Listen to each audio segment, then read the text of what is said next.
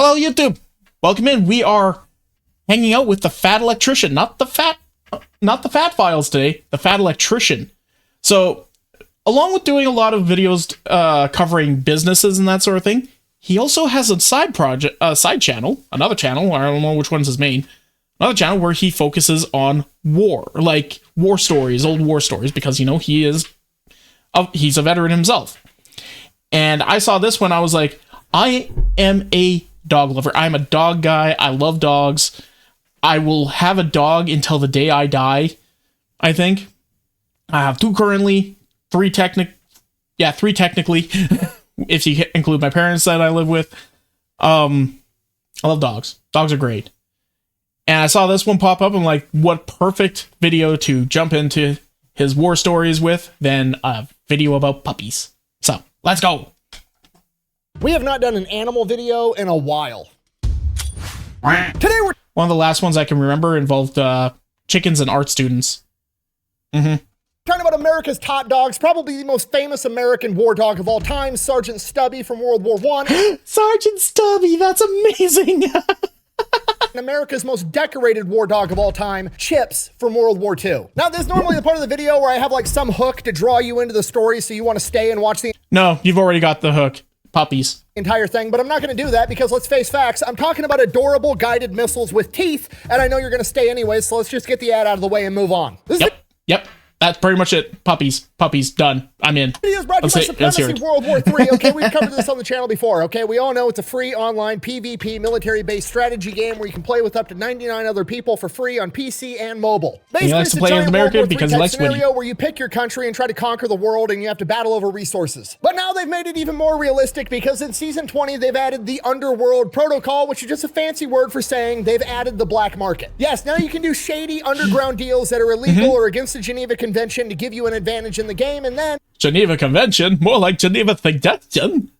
if you get caught, you end up having a PR nightmare and all the people in your country get pissed off at you. This can lead to civil unrest, insurgencies, or a drop in your morale. The only thing that can make this more realistic is if they add a government PSYOP option where you can offer a government contract to Taylor Swift or Kim Kardashian to come up with a new scandal to distract everybody so nobody actually cares. So yeah, go check out Supremacy World War III. You can use the QR code on the Shit, we got discovered. You, celebrity number 42. Have a drug scandal or something. The Geneva checklist.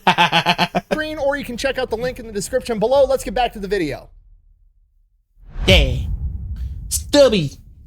Sergeant Stubby Our to story you. begins in 1917 on Yale University campus in New Haven, Connecticut. America has just entered World War I. Why? Because the Germans have just committed the cardinal sin that always gets America involved in military conflict. They touched one of our boats. That's what I want to tell you, but technically, that's not true. I can't lie! You see, the Germans had used submarines to sink the RMS Lusitania, which was not an American ship, but it did have 128 Americans on board that were killed. Obviously, this pissed off a lot of people, but technically, they found the loophole. They didn't touch one of America's boats. We can't go to war. Them's the rules, apparently. So Woodrow Wilson just like gives them a stern talking to and is like, hey, don't do that anymore. Stop it. Stop it. No. Bad. Stop it. And then nothing happens. Okay, that was in 1915. Okay, fast forward 2 years later, 1917, World War I has been raging on for almost 3 years at this point, and America still... Hold on a second. I got a puppy who is also being kind of vocal right now. I need to go get her to lay down here. Hold on a moment. Yes, she's barking. Hi, Nixie. Yes, I'm watching a video about puppies. That doesn't mean you're the star of the show today. You're always the star of the show, but you're not the star right now, okay? You want to go lay down? Can you go lay down? I'm in bed. Go lay down. Thank you. Thank you. Give her love. I'm giving her love. She's a spoiled little shit. Tell your dog I love her. We all know. She knows it. She knows it.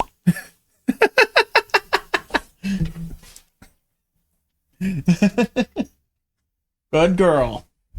Good puppy. Okay.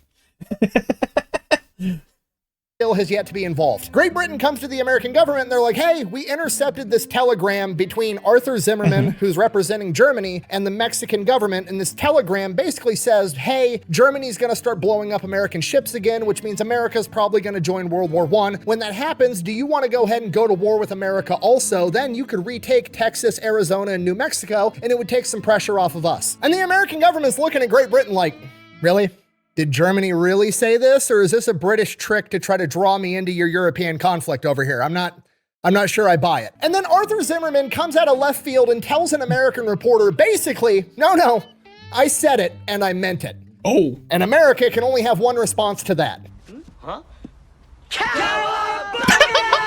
So America joins World War I, but the problem is America doesn't really have a military right now. I mean, they have a military, but it's small, it's tiny. It's not some big force that they're going to send over into World War I and have a meaningful impact. So they have to raise and build a massive army. To do this, they start training people to join the army wherever they can, including college athletic fields like at Yale University, where they're training the 26th Infantry Division, aka the Yankees. It's basically basic training. They're going to teach how to march, they're going to teach a rank structure, how to salute, all that stuff. And then when they do actually get to the part of, here's a rifle, here's how to use it, they don't even have enough rifles for everybody. So most of these guys...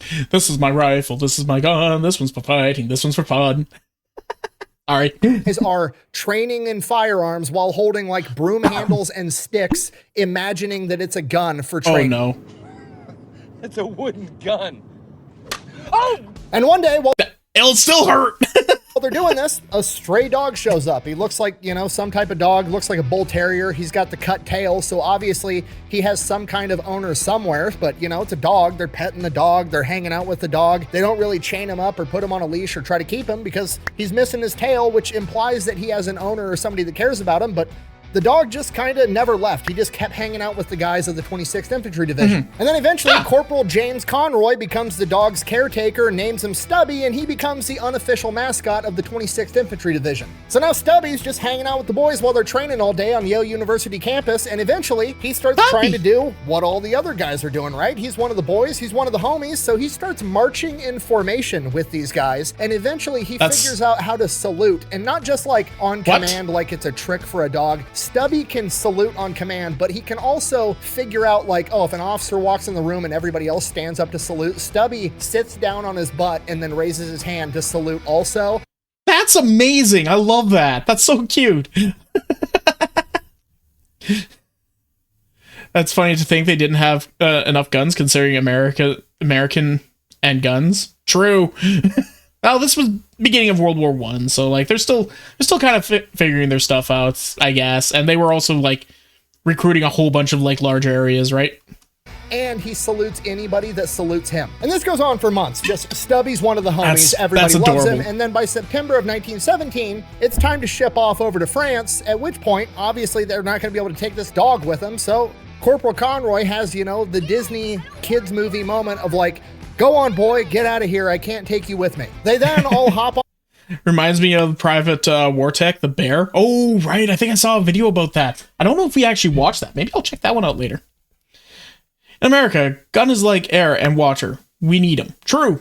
On the train, and then they're going to take that train out to a naval yard, get onto a ship, and then head off to France. And Stubby didn't listen. He snuck onto the train as well. So now Stubby's at this naval shipyard with him, and the guys of the 26th Infantry are like, we can't just abandon him here in unfamiliar territory. I guess he's coming with us. Now the problem is the Navy's not about to let a dog onto their ship. At least the chain of command of the Navy's not about to let a dog on their ship. But the man in charge of Stubby is Corporal Conroy, and Corporal is an E4. He's part of the E4 Mafia. So he goes over to the Naval E4, hits them up, and is like, hey, we got to smuggle a dog onto your ship. And the Navy guys are like, fuck yeah. They hide Stubby inside of a coal bin, smuggle him on board, and keep him hidden the entire voyage to France. They make port. Wonderful. Now they got to smuggle him off. So Conroy just grabs a big overcoat, stuffs Stubby inside the overcoat and is holding him, and just walks right off the ship while a bunch of the other guys are like running interference, trying to crowd around him not to make it obvious. Who's the ugly old brother?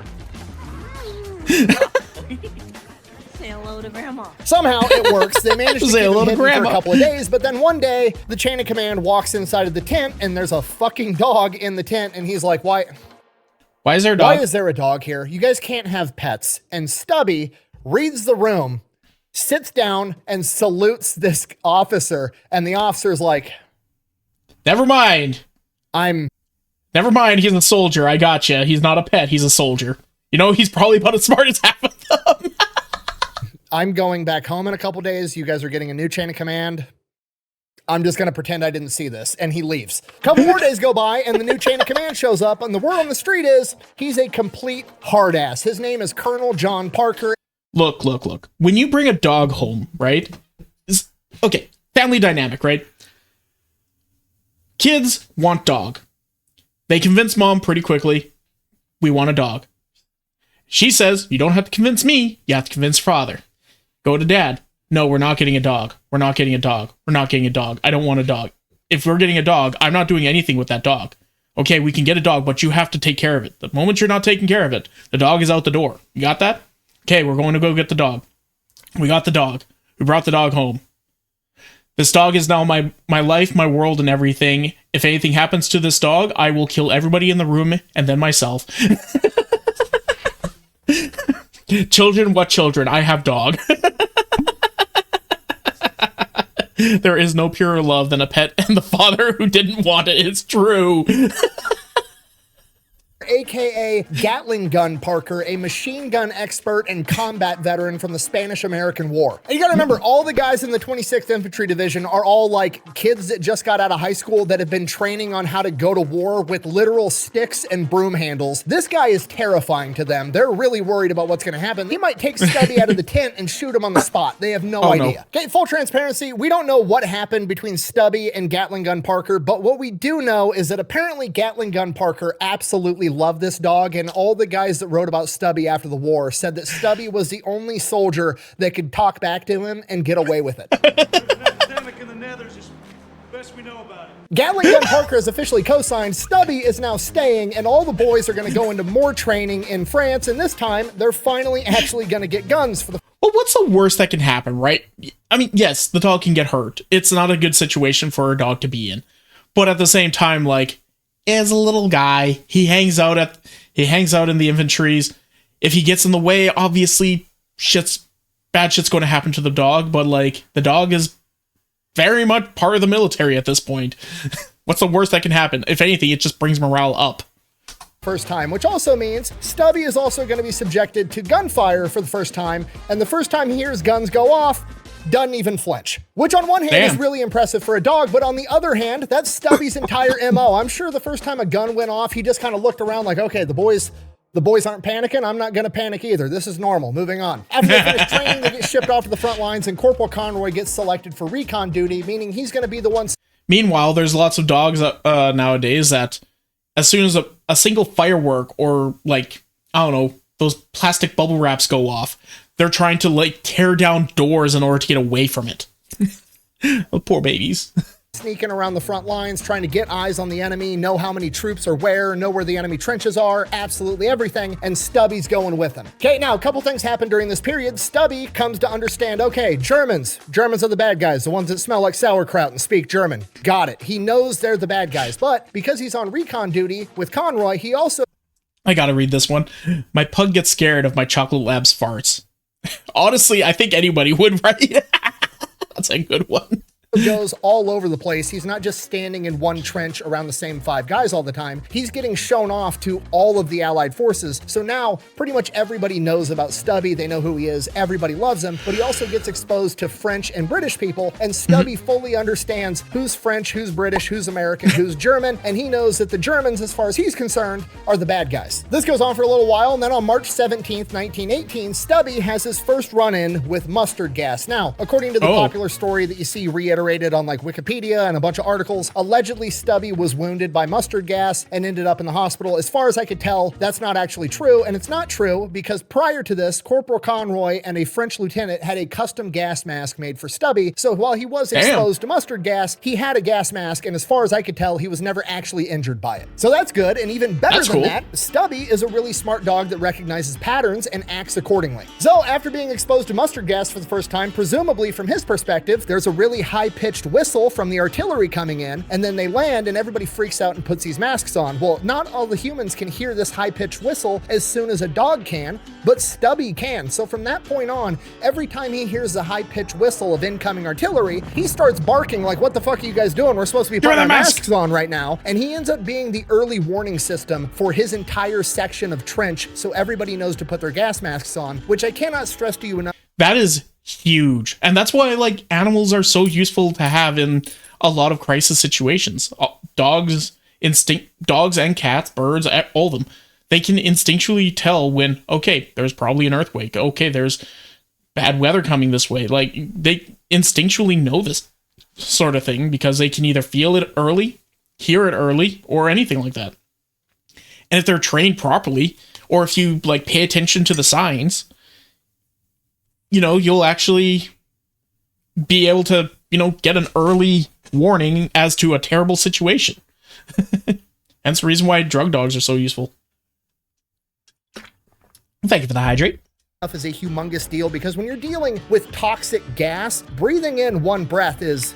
you're done. Seconds actually matter. So even Stubby giving them a couple second lead time to be able to pull their mask out and get it on their face is huge and probably saved a ton of lives. But Stubby takes it a step further, right? You have all the dudes on the line up in the trench manning their positions. They all hear the alarm go off. They don their gas masks. But a lot of guys are still back in these underground bunkers where they're sleeping or eating or doing whatever when it's not their turn to man the trench. And because the poisonous gas is heavier than air, the gas can settle down into these bunkers. And if you're sleeping down there and you don't hear the alarm go off, you're probably gonna wake up dead. So every time there was a German gas attack, Stubby would bark, they would set off the alarm, everybody would don gas. It's like that meme where person has you at gunpoint and you're facing away and you have like this brilliant ideas like, yeah, I watched this TikTok video of how to deal with this situation. So all I have to do is just spin around real fast, grab their arm, and then suddenly they're standing in clouds and there's the pearly gates behind them. And I was like, what happened? What just happened? And then once that was happening, Stubby would go and run into all the bunkers and make sure that all the soldiers inside the bunkers were also awake so they could don their gas masks. And there was multiple accounts of soldiers that had been woken up and saved by Stubby. Because of this, Stubby was never tied up or put on a leash or tried to be restricted in his movements. He was pretty much allowed to roam around the front lines and do whatever he wanted whenever he wasn't with Conroy. He was hanging out with random soldiers. He was keeping people company. Maybe he was saving lives, but he just kind of got to come and go as he pleased. And at some point or another, he That's really cool. I like that. Got a habit of going AWOL. Stubby would just kind of up and disappear. Nobody knew where he was. He was absent without leave. He was off doing his own thing on his own little personal side quest. But nobody really cared because he always came back, and as Conroy later put it, he always showed back up clean and sober, so whatever. But then one day, Stubby didn't come back, and it was... oh, I'm going to hate this part. ...way longer than he'd ever been AWOL before, and eventually, after days, everybody just kind of presumed that Stubby'd been killed. And a few more days go by and still no Stubby. And the entire regiment in that section of the trench is just, Stubby was everybody's dog and everybody's acting like their dog died.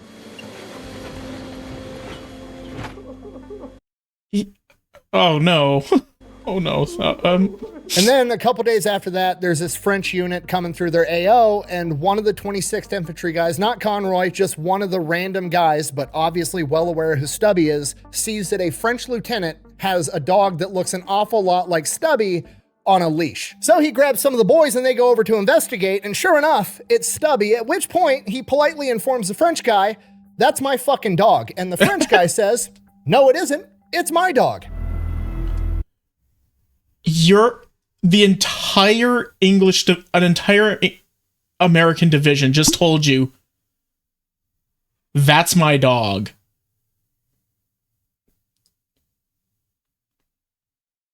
Are you sure about this?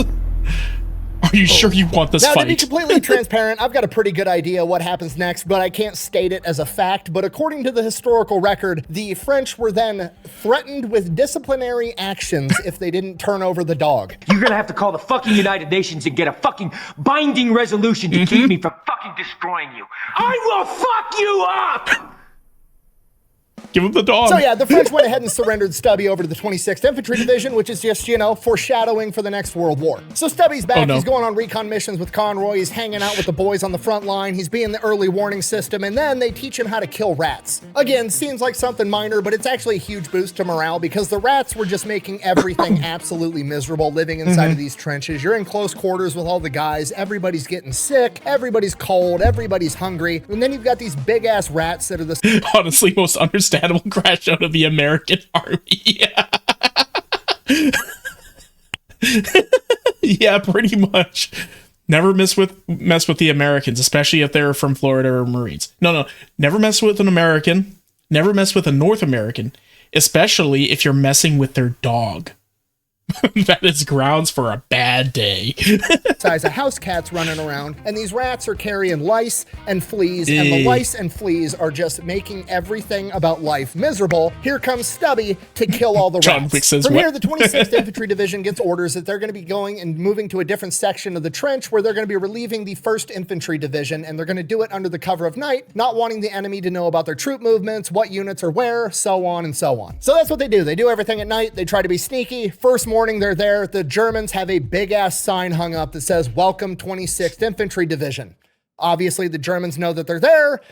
Probably not a good thing, because the Germans probably assume that that means that these are fresh new recruits that haven't seen combat and aren't trained, and it's going to be an easy fight. So they're going to launch a massive offensive, which is exactly what they do, and it becomes to be known as the Battle of Sedge-Prey. During this battle, Stubby is doing exactly what Stubby does. He's alerting for incoming artillery. If he's not doing that, he's hanging out with wounded men, trying to improve morale. The accounts vary, but at some point during this battle, Stubby takes shrapnel in his chest and his leg, either from a German grenade or from artillery. He is then rushed to the rear to the aid station by his guys, and they try to give him to the doctor, and presumably the doctor's like, major battle going on, kind of busy, don't have time to deal with the fucking dog right now. Not realizing that, yeah, he sees a dog, but these guys don't see a dog, they see one of them. An altercation ensues, and ultimately, the doctor winds up taking care of the dog. Stubby winds up getting...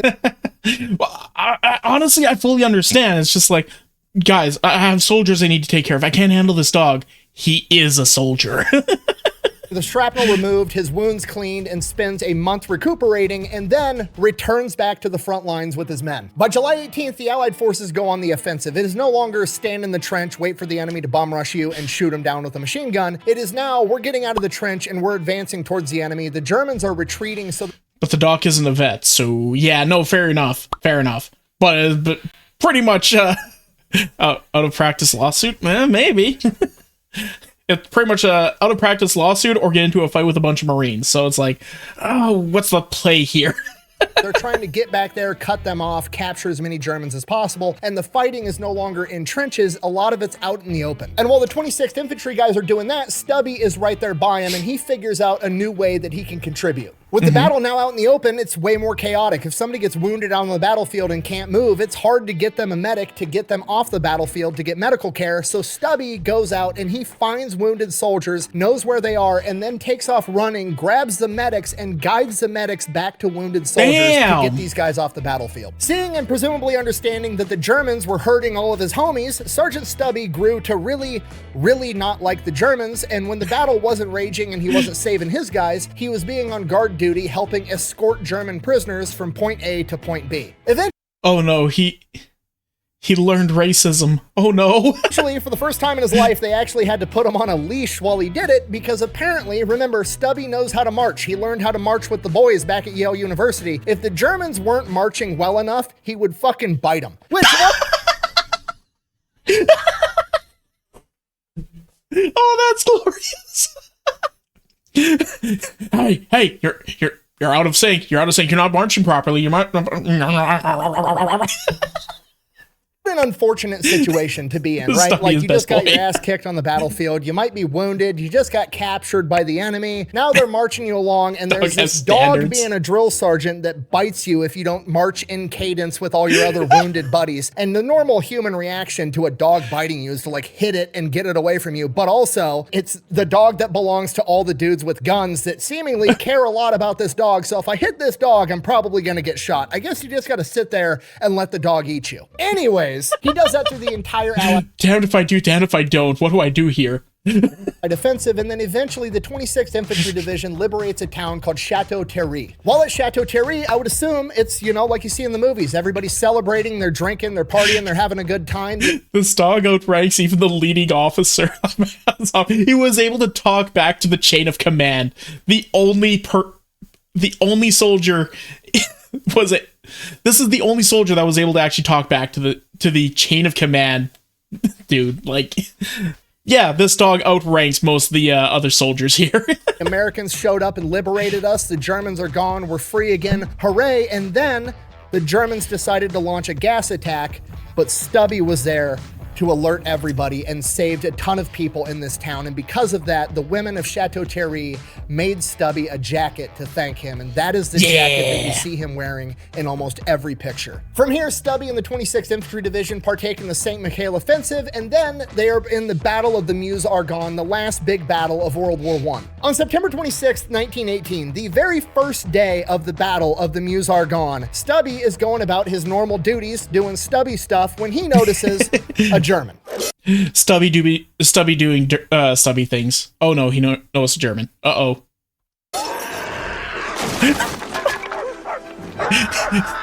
Now, to be fair, it's debated as to whether or not this German was in a German uniform or if he was in an Allied uniform, but everybody pretty much agrees this guy was a spy and Stubby found him. Personally, I like to think he was in an Allied uniform being extra sneaky, and Stubby just rolls up like, you don't smell like one of my boys. No. You stink. You smell like beef and cheese. You don't smell like Santa. At which point the German just knows he's cooked. Stubby then proceeds to bark, alerting the rest of the guys to this intruder, biting him in the ass and wrestling him to the ground and holding him until his guys can come capture him. I said, doggy, please don't bite me, dog. And I turned around and jump over the fence. The dog grabbed my ass. For this, he receives an Love this dog. I love this dog. That's such a good boy. honorary battlefield promotion to sergeant, and his sergeant stripes are stitched onto his jacket that was given to him by the women. Sergeant Stubby wasn't his name. It was his rank and name. That's amazing. The dog's a sergeant. Of Chateau Thierry. But it gets better because on the Spy, they found an Iron Cross, which is like the highest medal that you can get in the German military at this point in time. And under the rules of fucking finders keepers, that is now Sergeant Stubby's Iron Cross, which he then had mounted on his jacket in the very appropriate location of right below his ass. From here, Stubby continues to serve with his guys all through the Battle of the Meuse-Argonne and all through the rest of World War I until Armistice Day, when it comes to an end. When it was all said and done, Sergeant Stubby had been in combat for 18 months straight. He helped in 17 battles and 4 major offensives. And after the war, Sergeant Stubby became a celebrity. He was America's goodest boy. He led parades. He met 3 presidents. He met General Pershing, the American general that led all of World War I for the American side. And General Pershing gave him a gold medal. And the rumor is Pershing also made his promotion to sergeant official, but there's no documents of that actually surviving. But let's face it, if General Blackjack Pershing looks at you and says, "You're a sergeant," you're a sergeant. I don't care if he signed the paperwork or not. Sergeant Stubby and Conroy basically traveled the country on this enormous PR tour where he is given a ton of different medals and awards from different humane societies and military organizations, all of which get donned on his jacket. And after the PR tour, Sergeant Conroy takes him back home where he gets to live happily ever after until finally passing away. Stubby of AEF enters Valhalla. that is a glorious name. Tramp dog of no pedigree took part in the big parade in France. Stubby is dead. He was only a dog and unpedigreed at that, but he was the most famous mascot of the AEF. Stubby took part in 4 major offensives, was wounded and gassed. He captured a German spy and won more medals than any other soldier dog. Oh, and probably more than a lot of soldiers. He led the American Legion parades and was known to 3 presidents. He was indisputably a fighting dog. His Arlington, is to be the Smithsonian's institution. I'm not going to reread this because that was pretty much the entire video up until this point, but like that's amazing. I love this. At the age of 10, in 1926. I don't know a lot, but I do know it's a good thing for the enemy that Sergeant Stubby got a happy ending.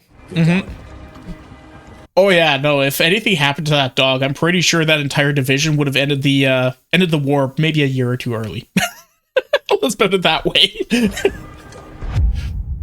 Chips. And now for my personal favorite, chips. And I'm going to be perfectly honest, that was a whole video all on its own. Like, what the hell? There was so much going on with that doggo. And now we get a second good boy? Oh my god, you're spoiling us in one video.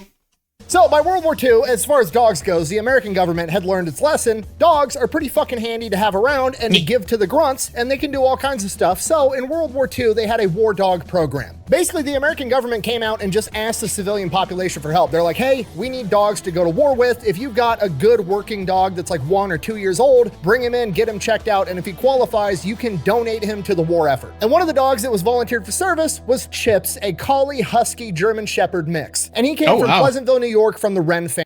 Collie, Husky, and German Shepherd mix. Those are some good dog qualities to have. Like, they have their issues, sure, but like good working dog, good performing dogs. Huh. The Wren family had 2 young daughters and a brand new baby boy, John, and the 2-year-old Chips. And Chips was super. I guess we're taking a break. Little goobers floating around. What do you think you guys are doing? It's puppy time. Stop it. Stop it. Get down from there. Nah. Space. Okay, you're coming down. Okay, we're good.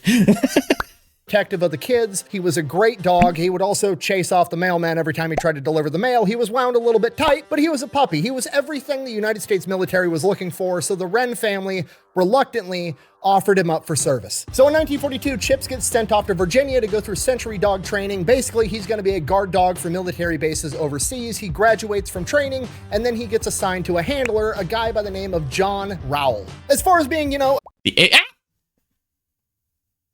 Rude. The ARC donut shop. Nice. I wanted to get closer to pet the dog. You know what? Fair. A sentry dog, a guard dog on a military base, not really what goes down because Chips and Private Rowell wind up getting attached to the 3rd Infantry Division as they're getting ready to make their amphibious landing into North Africa for Operation Torch. Yeah, Chips' first day on the job is to make an amphibious landing into combat in North Africa, literally the spearhead of the entire Allied forces. They make the amphibious landing, goes as good as it can. Obviously, the bullets and the explosions scare the shit out of him at first, but he gets used to it. They advance 300 yards inland, and then Private Rowell, Chips, and the rest of their platoon gets pinned down by an enemy machine gun nest with 2 machine guns in it. It is at this moment that Chips decides that he's going to do some gangster shit. He rips the leash out of Private Rowell's hands and runs straight towards the machine gun nest. Ready, guys? Let's do this. Leroy! No, puppy! Dragons! Oh my god, he just ran in. Somehow he manages to not get shot, jumps into the enemy machine gun nest, and then within a couple of seconds, all of the machine gunning towards the men stops. So the men start advancing, and as they're advancing, they hear gunshots and screaming going off inside the machine gun nest, and then everything gets quiet, and everybody's like, oh my god, what just happened? Chips just got killed.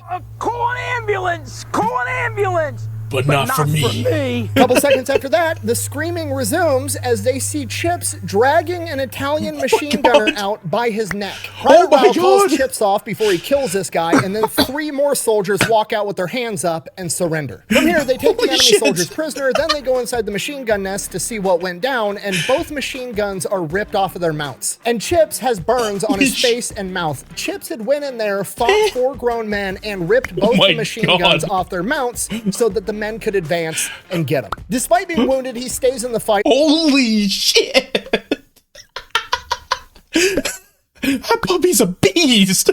Fetch me their souls! Holy crap! Not really that's impressive. It's Italians. Italian mafias. all day long, and later that evening on the very same day, 10 Italian soldiers are planning on launching an ambush on his platoon, but Chips manages to spot him, alert his men, and they get captured and taken as prisoners as well. And that's just the first day. Chips and the rest of the 3rd Infantry Division fight all the way through Morocco and Algeria, and once they capture those two countries, there's a little bit of a lull in the battle, at which point the platoon leader for Chips's platoon nominates. And then he walks back to his boys, tail wagging. Hey guys, I got him. Did I do good? Did I do good? He's got one of them hanging from his neck. Like, guys, I don't like this. Chips understood the assignment. It's true. Oh my God. It's him for the Distinguished Service Cross, the 2nd highest medal in the United States military, second only to the Medal of Honor. This gets kicked up the chain of command to Major General Leon Truscott, and he's like, all right, I don't know if I can give a dog the Distinguished Service Cross. We're going to give him a Silver Star, and he approves it, and Chips is awarded a Silver Star. Not an honorary Silver Star, not a special award for dogs. Chips the dog is given a legitimate Silver Star. At which point, apparently General Eisenhower, you know, like the Allied Supreme Commander, the most important general for the Americans in World War II, wants to meet the only dog in American history that has a Silver Star, so he goes to meet Chips. And apparently nobody told Eisenhower that you're not supposed to try to pet sentry dogs because they're instructed to bite anybody that isn't their handler that tries to touch them.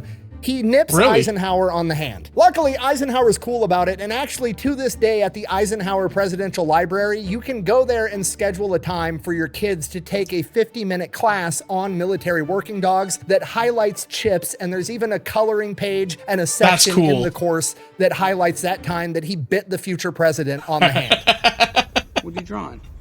It's just a goodbye card, that's all. It's sweet. After that, the United States military is getting ready for the Casablanca Conference, where FDR, Winston Churchill, Eisenhower, all the bigwigs are going to meet in Casablanca. They're going to have a meeting, figure out how the rest of the war is going to go. Obviously, security is going to need to be pretty tight. They're going to want their best guys and their best dogs on the job, and there's only one dog in American history that's got a fucking Silver Star, so Chips goes to Casablanca to guard the president and all the other bigwigs. That goes pretty good, and then after that, they get shipped off to Sicily, and while they're on the ship, they are on the ship with 4 other war dogs. 2 of them are boys, and one of them's a girl named Minnow. Okay, you gotta remember, Chips, he's a dog, but more importantly, he's a grunt. This dog is an infantryman that has been reincarnated into a canine, I'm absolutely positive. He's looking around like, I mean, we're not fighting, and I can't open a beer. There's only one thing left to do. Yep. Time to make some puppies. So yeah, Minnow gets pregnant, has 9 puppies, 5 of which become unit mascots, and the other 4 follow in their parents' paw prints and become military working dogs. And Chips officially becomes the reason that, at least for a period of time, all female working dogs have to be spayed before getting deployed. So Minnow gets to take the rest of the war off. She's busy having kids. Chips, on the other hand, goes into combat in Sicily, where he fights in the Battle of Salerno. After that, he is officially awarded his Silver Star in the field, and all of the guys in his platoon are like, holy shit, that actually worked. We need to write him up for a Purple Heart too, because he got wounded getting burns on his mouth from those machine guns. True. So they also write him up for a Purple Heart. So the paperwork gets sent in, and some paper pusher at the award committee gets so butthurt at the notion that they wanted to give a dog a Purple Heart, he decides he's not just gonna deny it, he's also gonna write a letter. Oh my God, she's gonna have a pitch fit. Oh my God, they got the one Karen in the office. Oh my God. Better yet, I'm gonna write a letter. So he writes a letter to FDR and the Department of War and basically throws a bitch fit that they gave this dog a Silver Star and now they want to give him a Purple Heart, and then leads a campaign to have Chips' Silver Star revoked. And unfortunately, he is successful. Chips, the dog hero, may be denied Silver Star. Washington, January 15th, HP. Army Red Tape today threatened to deny Chips his Silver Star, at least officially, but it cannot be detracted from the glory of the dog hero of the Sicilian campaign. War Department regulations stipulate that the award can be made only to persons. Chip, being half German Shepherd and half Eskimo Husky, does not quite qualify. Bullshit. Dog hater. Rude ass. Is denied a Purple Heart, has his Silver Star revoked, and I think we'd all agree that this analyst from the award committee needs to find something better to do with his fucking time. I mean, seriously, if you want to be a Karen about everything, go be a president at your local HOA. Why would you take time out of your day during World War II when you're in charge of giving out Purple Hearts to try to revoke a medal from a dog who bum rushed an enemy machine gun position? Oh, well, he's a dog and awards should only be given to people. Fuck you. You know who thinks he deserved that award? Yeah. All the men that didn't die from machine gun fire that recommended he get the award. Okay, who gets? Look, if you're so butthurt about it, give it to his handler, and the handler can then give it to the dog. All right, stop being a little shit. Gives a shit if Chips is a dog. He did some gangster shit. He performed an act of valor. He earned the award. Give him the award. Just because he's got 4 legs and fur doesn't change the fact he did the thing to get the reward. Give it to him. Okay, yeah. I understand. It's probably very emasculating to have to go home after a long day of pushing papers around in the basement of the Pentagon and explain to your wife and her boyfriend that there's a dog over in Sicily that's got bigger balls than you, that's also accomplished more in 2 years of his life than you have in your entire life as a grown-ass man. But that's just the way it works out sometimes. Quit being a bitch. Also, I'm calm. Okay, so Chips winds up valid crash out. Let's be honest. That was a valid crash out. fighting in frontline combat up until December of 1943. By January of 1944, he is taken away. And you want to know what the interesting thing is? Chips Chips don't care. Chips is dog. You take away his shiny thing, he'd be like, oh, okay. Anyway, back to work. I got mate. Imagine being such a loveless bag of warm, soupy trash that you get a dog's medal revoked, right? Oh my god. From frontline combat, given a new handler, and sent on prison guard duty. While there, he gets the nickname the One-Man Guard Company because apparently he could keep 60 dudes in check all by himself. And Chips performs that duty till the end of World War II, and before getting shipped back home to America, his platoon gives him an honorary theater ribbon with 8 battle stars for the 8 campaigns that he served in. Chips is then shipped back to Virginia, where he is given more training to help him readapt to civilian life, and then he is put on a train and shipped back to New York to the Wren family. The Wren family then meets the military escort at the train depot to pick up Chips, and little Johnny, who was only a baby when Chips was sent off to war, is now 4 years old. And can you imagine the excitement of a 4-year-old boy who has been told his entire life, you have a dog, buddy, but he's off at war fighting the bad guys right now, and he finally gets to come home, and you meet him? I think I actually found a picture of it right here. So little Johnny, at least at this moment, is probably the happiest boy on the planet, in addition to getting Guys, I'm actually tearing up a little on that. Chips. They got all of his discharge paperwork, and with that paperwork was a letter from Chips's last handler while he was in the military, and it reads as follows, and I quote, "We had quite a few nights on the same cot or bed or whatever we could get. He's the best friend I've ever had. No one in the world has a better dog than you." Also worth noting, his discharge paperwork, like his official discharge paperwork, refers to him as Mr. Chips, which I think is hilarious. The clerk at the Pentagon took one look at this dog's service record and put some respect on his name, and I appreciate it. Also, I know it's probably not true, but I like to think they gave him a full rundown of everything Chips did while he was in the military. Mr. Wren's sitting there like, okay, buddy, let's see what you've been up to. Okay, day 1, dragged a grown man out of a machine gun position by his neck, forcing him to surrender. Okay. While also dismounting 2 machine guns and making 3 other grown men surrender and cry. Forced 3 more guys to surrender, suffered burns to his mouth after dismounting a machine gun by himself. Holy crap, this dog is awesome. Then Day 1. Proceeded to capture 10 more guys on the same day. Holy shit, honey, our dog is a superhero. For this, he was awarded the Silver Star, then had his Silver Star revoked, then he was the guard dog for FDR, then he bit General Eisenhower on the hand. What the fuck is happening right now? What did you do? Then on a boat to Sicily, he fathered 9 children and is formally the reason that all female working dogs have to get neutered. I don't...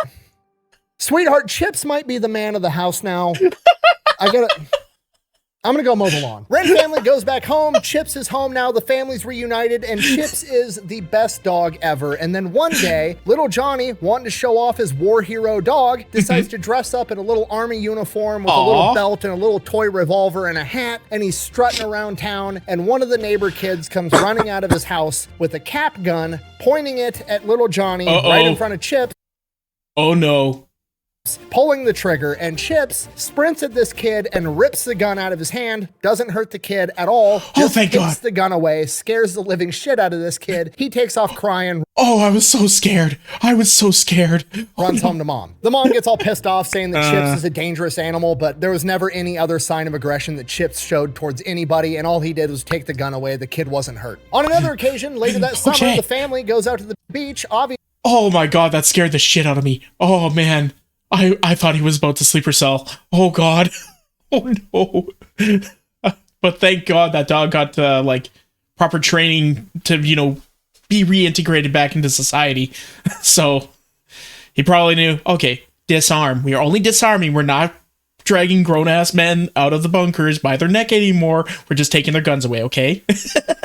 Obviously, they're bringing Chips with. He's part of the family, and little Johnny gets swept up in the current and pulled out farther than he's comfortable. Nobody noticed except for Chips, and Chips went out there, dragged him back onto the beach by his swim trunks, saving Johnny. And Chips and the Wren family got to live happily ever after. Unfortunately, ever after didn't last long enough. 7 months after being reunited with the Wren family, Chips would pass away from kidney failure and be privately buried. 7 months. And that is the story of America's top dog. His family got to have him for 7 months.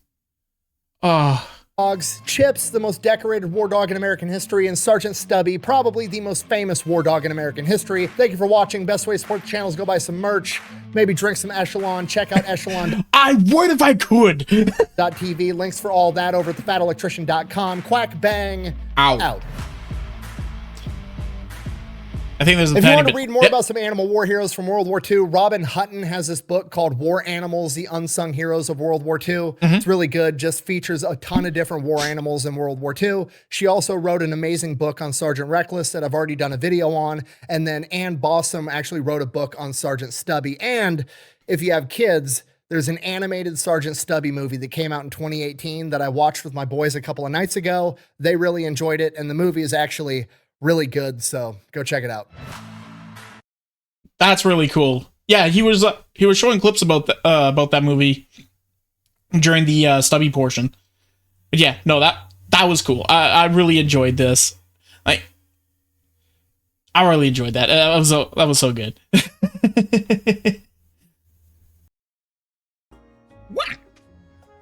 Hey, did you enjoy that? Was it funny? Well, come and check it out live over on twitch.tv/freeform_art. Make sure you put the _art. We have lots of fun there. We enjoy ourselves, and we want to see you over there. So come on and hang out. See you in a bit.